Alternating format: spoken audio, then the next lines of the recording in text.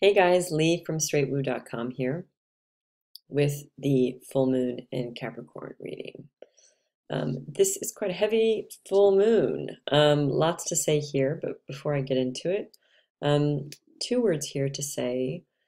Um, First, I'm in a very different place than I was 2 weeks ago. Thanks for all the different folks who have reached out and written me notes or letters and things in the last few weeks. Really meant a lot to me.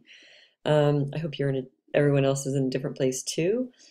Number two is that I'm going to soon take the leap and put myself onto Patreon. Patreon.com is a platform that allows content creators like myself to connect right with you, directly with my audience and the people that hopefully already love my stuff. So I do not have to sell myself out, whore myself out, question mark, to people that would like me to write for them or create things for them or whatever, which tend to distract me and other people like me from doing the things that we are really invested in from our hearts. So do me a favor, if you will. If you feel like you have something to tell me, if you feel like there's something you would love for me to create or for me to do as part of this Patreon thing, hit reply. Just let me know. Leave a comment. What do you want to see? Do you want horoscopes? Do you want monthly transits? What do you feel invested in as a reader that you would love to see more of and that you feel like you could put a little bit of money behind? So just putting that out there. So I'd love to hear from you guys. Full moon in Capricorn. It's a toughie. First thing here is that the full moon in Capricorn is a correspondence or peak from the new moon in Capricorn, which was January 16th this year. And that was kind of almost a new entry and almost a heralding, kind of a major entry or a cross of the threshold for Saturn in Capricorn. Saturn moved into Capricorn around Christmas 2017, and then the new moon, January 16th, 2018, new moon in Capricorn, was the first lunar cycle that we had that featured Saturn in any way. I wrote about that time talking about integrity now, and I still stick behind those words. I think, Saturn in Cap's transit is about mastery, and it's about privilege and duty and the duty of privilege. Like whatever we have in our life that is a privilege, it will be at times a burden. There will be responsibility and there will be a duty, but we have to kind of choose the call to duty, if you will. It's called a duty, a video game name. I'm kind of like getting that in the back of my brain, but we have to choose the call of duty that we want to be a part of, and we have to really work hard to filter that process and make sure that we are becoming burdened or in duty to the things that are right for us. So in some ways, it's kind of like a mid-year check-in. We've had about 6 months, more or less, since that new moon in Cap. The seed was there, it's gone to fruition. Here's where we're at with things. So look at the part of your chart with Capricorn in it. You've already probably got some vibe on what Saturn in Capricorn has been doing with you and through you over the last 6 months. And you just want to check in. Saturn's currently retrograde. He'll be turning direct, God knows when, but I should know. But it isn't on my, in the newsletter somewhere, Saturn retrograde horoscopes and content that I wrote for Astrology.com, which you can check out. Just Google Astrology.com Saturn retrograde, and it should come right up. 2 different links. So you might already have a vibe on what Saturn in Capricorn is doing with you. Now is a moment of knowing, of clarity and of vision. But I think it's going to be a moment of a limit, a denial, something says no, there's an end, or the clarity is quite final about, again, this idea of what can you be in integrity about? Where are you at with the integrity of the part of your chart that is owned by Capricorn? How much burden is there? How much duty is there? Is the relationship between the privilege and duty in some kind of correct ratio that makes sense for you? Is it not? How are you feeling about these things? Moons in Cap are always a little bit difficult anyway. Or better say they start from the back foot or from a few notches down. The moon in Capricorn is not very happy. It's in the opposite sign of its natural home place, Cancer. Whereas Cancer is warm and connective and quite fertile, it is a water sign. Capricorn is the opposite. It's very cold, it's dry, it's the darkest months of the year, at least in the northern hemisphere. And the moon and Saturn have very, very, very different temperaments. The moon is moist, it is fertile, it's connective. It is the part of us in the psyche, but also in terms of how we interact with people, that we feel a resonance with folks or we don't. And we feel that, like, that gel that connects people. Saturn is cold, dry, austere. It removes itself from things. It sees a boundary, it sees a limit. It perceives where people are not up to snuff, or that they're failing, or where one must really assert quite often, but exert as well oneself to meet a standard or to take responsibility or to do the right thing. And if, in case you have Moon Saturn conjunct in the birth chart, in your natal chart, which is what's happening in this full moon and Capricorn chart, the way this kind of plays out, and actually I was rereading some stuff earlier today, wonderful book, Through the Looking Glass by Richard, I don't even know how to pronounce his last name, I guess Idemon, I-D-E-M-O-N, fab book, Through the Looking Glass. He talks about the Saturn Moon game, because the moon in part is like what some psychologists would call our basic ground, the basic mythical narrative from which we emerge. And the moon is our sustenance, it's our nurturing, it's what makes us feel held.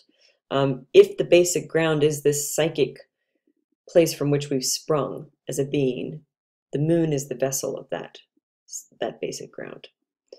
The moon is what makes us feel comfortable. The moon is what we can not do without.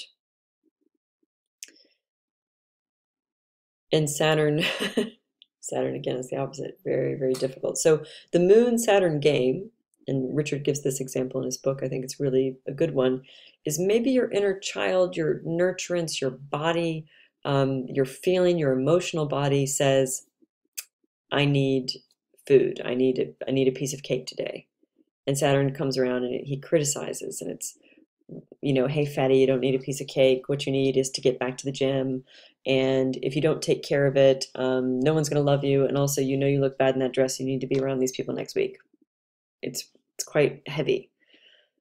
So if you listen to Saturn in that moment, you swear off the cake, you eat air for a week, and you starve yourself, and you go to the gym, and you do everything that Saturn has berated into you and burned into you through critical narrative, and at some point, you explode. You don't just have one piece of cake, you have the whole cake. That is Moon-Saturn. Other things I think about with Moon-Saturn, because Moon can be our mom, or kind of the nurturing parent that we had around, or parent figure if we didn't have parents of our own for whatever reason. You go to the cupboard because you're hungry, and mom smacks away your hand. Don't spoil you're not even hungry, don't spoil your dinner, you just ate. And in that moment, especially when we're children, we don't say, no, I am hungry, I need this, I deserve this, please step back. It, you know, it kind of shames us. Oh God, I shouldn't need that. Why do I need that? Why do I have these needs? I shouldn't have these needs. And this is one of the essential stories of Moon-Saturn. It is not to know what you need. It is not to know how to ask for it. And if it comes into play, and if anyone challenges it, it's to immediately step back and say, oh, you're right, I don't need that thing. I should actually be ashamed that I even wanted it. That is the Moon-Saturn game. So here we are at the full moon in Capricorn, playing the Moon-Saturn game. The moon says it needs something, Saturn says no. And that's one way to play the moon game. The Moon-Saturn game is just, you know, Saturn represses the lunar consciousness or the lunar sensibility that feels something very deeply or emotes something. Saturn represses that. And then again, the sense is that it builds up, it never goes away. You can't get rid of this material, right? What is it? Energy never disappears, right? It just changes. So we try to pack it down in this tight space, and then eventually, kaboom. So I just want to suggest, you know, a different way to work with this full moon and to work with Moon-Saturn, which is essentially, if I had to put a tagline behind this moon, it would be know your ground, stand your ground. You may be able to do one of those, both of them, or neither at this point. Just clocking in for the awareness is enough, in my opinion, always. Find your ground. Finding your ground is to reconcile where you're denying your needs, where you are repressing your emotional, physical, nurturing needs, the ways in which you may be falling victim to the very critical, heavy-handed voice of Saturn. It says no, he denies things, pushes back on the wants, shames the desire, in fact. Know the ground. Just know where you're at. See it for what it is. And then stand your ground. Stand your ground, I think, is important also because just one day ago, the Mars retrograde in Aquarius started. It's going to be in Aquarius and Capricorn. It won't reach the degree point of this full moon in Capricorn, but it is going to play across this boundary, across these two different spaces. This, again, is something I've written about for Astrology.com. At least one of the articles is up already. I think the next one with horoscopes will come up in a couple days. But standing your ground, I think, is going to be something important over the next, not just 2 weeks with the fallout from this full moon, but the next 2 months over the course of Mars retrograde cycle as it goes through Aquarius and into Capricorn. And I just want to invite you into my own personal mantra for, finding your ground, standing your ground. And it is this: you have suffered enough. You've suffered enough. It's enough. You don't have to suffer anymore if you don't want to. You have suffered enough. If you want to have fun, if you want to go out and enjoy something, if you want to spend money, if you want to eat the food that's wrong for you, I hate things like that. But anyway, whatever it is that your body calls up, that Capricorn calls up, that Saturn and Cap has been making difficult, you have suffered enough. Go do the thing. Go eat the cake. Go buy the stuff. Enjoy yourself. That's really how I feel about this. I think a lot of people are going to be meeting a limit, like a really stern limit. I think the cycle that's built from January 16th until now, you might have the illumination to say, I am done with this thing, this relationship, this enterprise, this partnership, whatever's going on. And in fact, there is some stuff in the chart that suggests there could be insensitive communications going back and forth. There could be disputes with Mars in retrograde and getting nearer to the South Node. Things of the past, repressed arguments and issues and resentments of the past could come up, either for air, for clearing, or just for a bit of tit for tat back and forth. So there is a sense of relationship and partnerships under pressure in this chart. Emotions might be under pressure. Another Saturn moon typical story is depression, just feeling down and out, feeling a bit low, feeling glass half empty stroke glass, is there a glass? Is any of this making sense? Is any of this worth it? But I just want you to remember, you have fucking suffered enough. You've suffered enough. I want to pull your attention to the parts of the chart that look extravagant and indulgent, but more fun than Moon conjunct Saturn, which is Leo and Scorpio. There's a square between Venus and Jupiter in Scorpio, or Venus and Leo, square to Jupiter in Scorpio. When Venus squares Jupiter, indeed, if you have this in your natal chart, eat too much, drink too much, spend too much, love too much. It's fun. There can be an extravagance and overindulgence. Even it can border on being arrogant or a bit too invested in fripperies and fineries. But it is fun. Essentially, no matter what, I mean, you might have to look at spending or indulgence or whatever at this full moon. It may be for many people that the austerity and the emotional heaviness of Capricorn, the moon, full moon conjunct Saturn in Capricorn drives us to Venus, Jupiter. Maybe do we go out for a dancing night, drinks with friends? Do we buy something online that we've been looking at forever that we just feel like would make us feel good? That could be something. But you've suffered enough. If you don't have anybody in your life to tell you that, I am here to do it for you. You have suffered enough. And other things that I'm seeing in this chart that I feel really good about, negatively, yes, full moon in Capricorn, not great. Full moon in Capricorn conjunct Saturn in Capricorn, very powerfully repressing the moon, not great.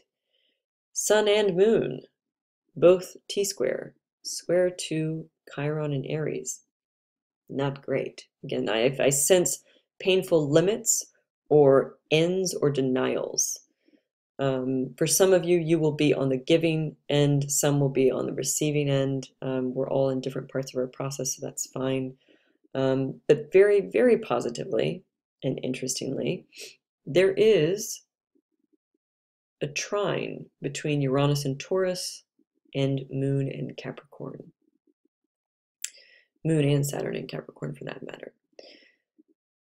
So my sense is whatever you break free from, even if you're just breaking free from the tiny voice inside your head that says you don't know what you want, you don't deserve what you want, you shouldn't want what you want, it's enough to break free of just that. For most of us, if we do that in our lives, that's enough. But I think whatever you're getting rid of, whatever you're sloughing off, whatever has met its end or